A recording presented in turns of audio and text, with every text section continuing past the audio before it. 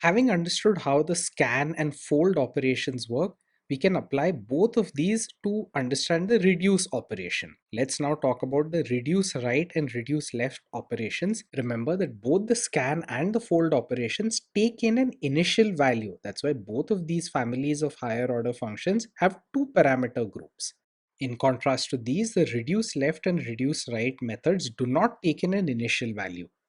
Instead, for the first iteration of the passed-in function object, they simply use the first two elements of the input collection. However, the reduce operations do share one similarity with the fold operations.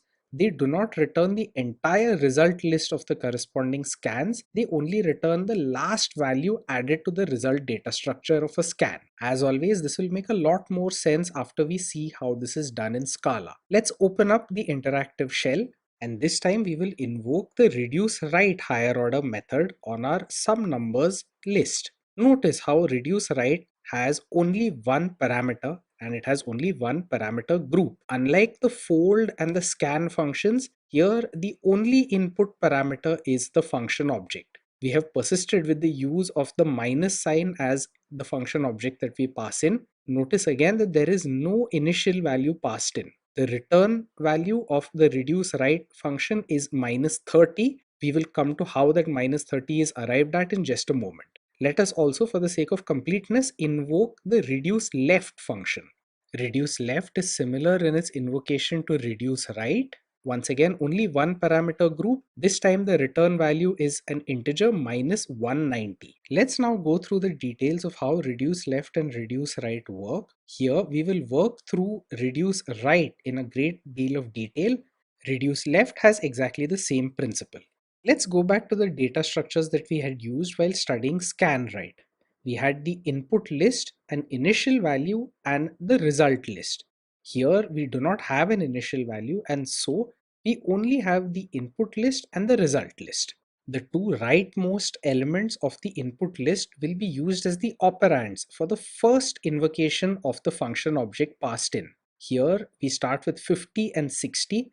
Remember that the input function is right associative. So 50 minus 60 gives us a value of minus 10, and this value of minus 10 is the first value populated into the result list. Now the rest of the algorithm is the same as in scan right. Operands are taken two at a time. The function is applied right associatively. 40 minus minus 10 gives us 50, and then the process continues going from right to left until the result has been completely populated. Once we have the entire result data structure, reduce right will simply take the last value that was added into it, and that is minus 30. And that is how we are able to reverse engineer reduce right from the operation of scan right. That gets us to the end of our exploration of higher order methods on collections in Scala.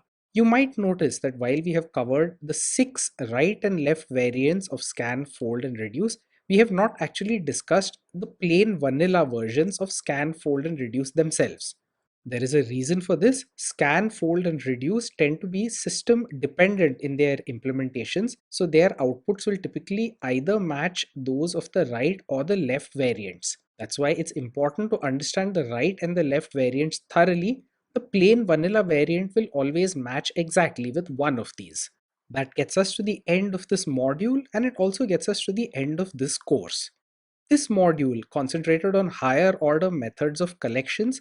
These are an extremely important concept in Scala because they tie together the power of collections and the power of functions. By making for loops obsolete, higher order methods of collections really serve as a foundation for functional programming. We first discussed relatively simple higher order methods of collections, for instance, map, for each, and filter, which operate on one element of the underlying collection at a time. We then moved on to scan, fold, reduce, and their variants.